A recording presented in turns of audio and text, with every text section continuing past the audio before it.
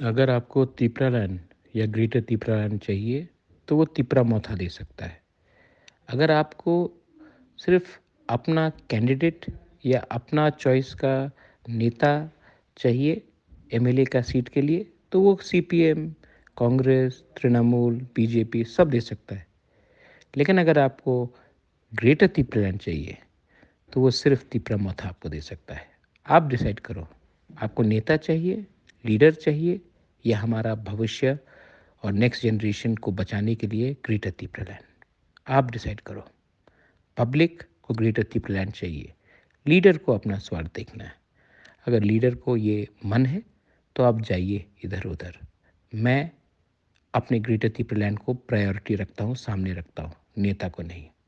नेता से बड़ा तोहफा नहीं है।